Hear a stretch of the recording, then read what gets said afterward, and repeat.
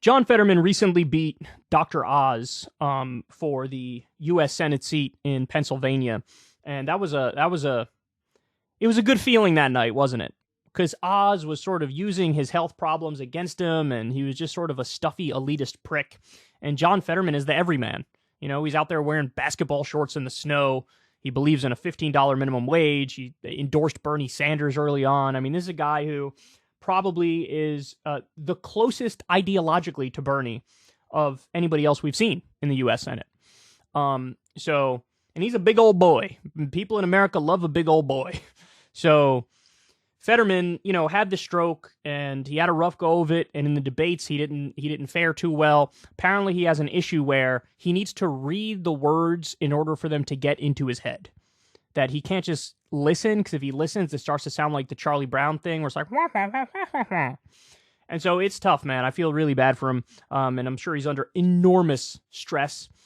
So now he's in the U.S. Senate. Happy days, right? But he was hospitalized the other day, and it was not for a physical ailment. So here in CNN, they say Fetterman to be hospitalized for weeks for depression care. Senator John Fetterman checked himself into a hospital to receive treatment for clinical depression less than a year after suffering from a stroke. CNN's Manu Raju has the details.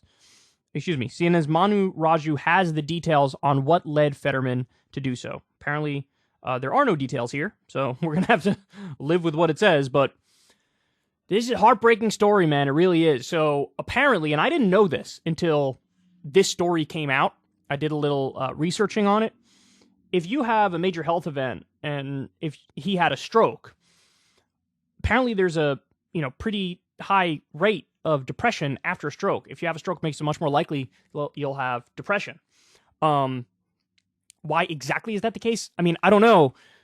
Clearly, he was physically impacted and mentally impacted by the stroke, which that in and of itself could lead to the depression, or it could actually be physical in the sense that the stroke has lingering physical effects on his brain, which make him feel depressed. It's like those stories where, a football player gets CTE and then they deal with all these psychological issues.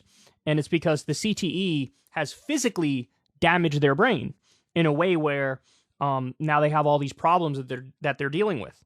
So for Fetterman, I don't know if it's stroke-induced, physically induced. I don't know if perhaps it's not related to that at all. I'd be surprised if it wasn't related to the stroke at all, but it's possible. And look, clearly I just hope he gets all the care in the world, and I hope he gets better, because it's a tough situation. And I certainly don't feel like, when it comes to John Fetterman, that this would be something that would hinder his ability to cast the right votes. Because at the end of the day, that's your job as a U.S. Senator. You vote on policy. And I don't think his depression is going to lead him to say, you know what? Workers don't deserve a living wage. If you work full time, you should live in poverty.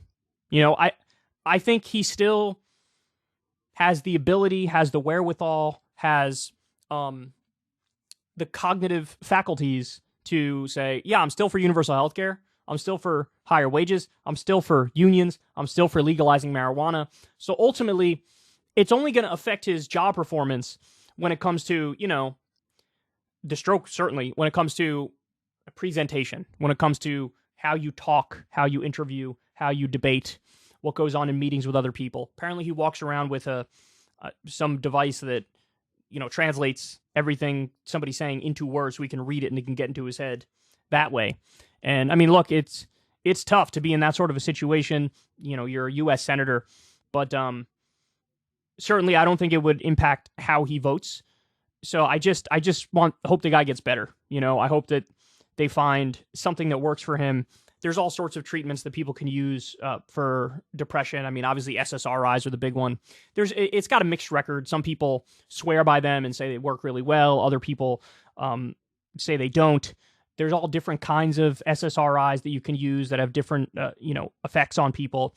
So there's a variety of pills he can go to, a variety of different psychological methods and psychiatric methods and talk therapy. And then there's also sort of more experimental stuff, which people have had some positive, experiences with, whether it's ketamine or some psychedelic and hallucinogenic drugs.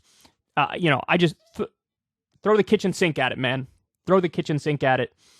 I hope he gets better. I really feel for him. And also, look, a U.S. senator basically being hospitalized for depression and saying, hey, this is how I feel, and, this is what's going on.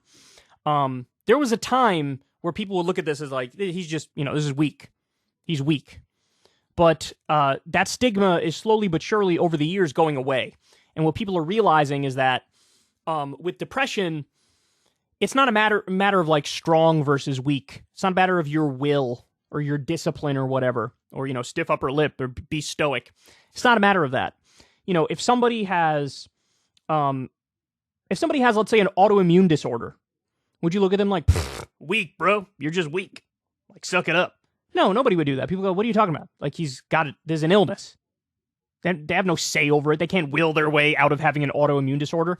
And what people are learning is it's a similar thing for depression, And I do think it's fair to say there's a difference between, like, normal sadness from somebody who's not depressed and depression.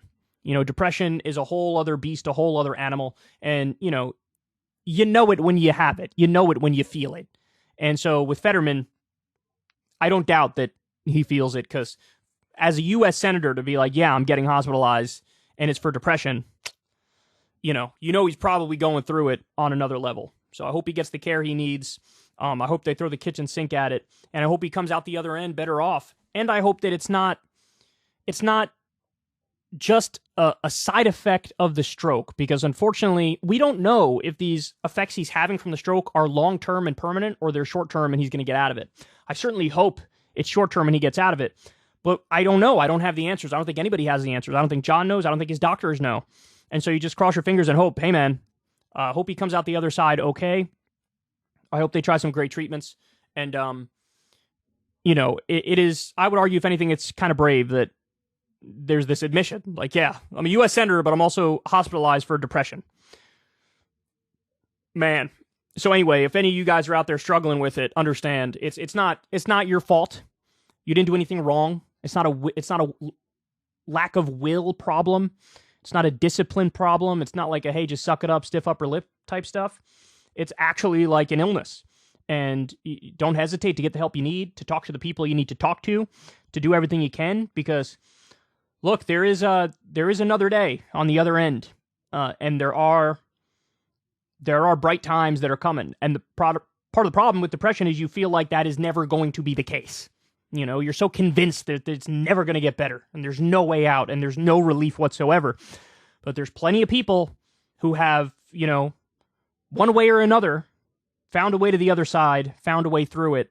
And, people, I'm sure, love you, care about you, are there for you, and will do whatever it takes to defeat it. And you need to do the same thing. Do whatever you can to defeat it. And, listen to the experts, take the medicine, do the talk therapy, whatever you got to do. It's a scourge, right? Depression is a scourge. Anxiety, PTSD, all these things are a scourge. And we just hope everybody gets better. If you want to see me and Crystal Ball interview legends like Noam Chomsky, Cornel West, and more, subscribe to Crystal, Kyle, and Friends on Substack. $5 a month gets you the video version a day early. Remember, we take 0 ad dollars for this podcast. Or you can sign up on Substack for free and get the audio version a day later. Link in the video description box below.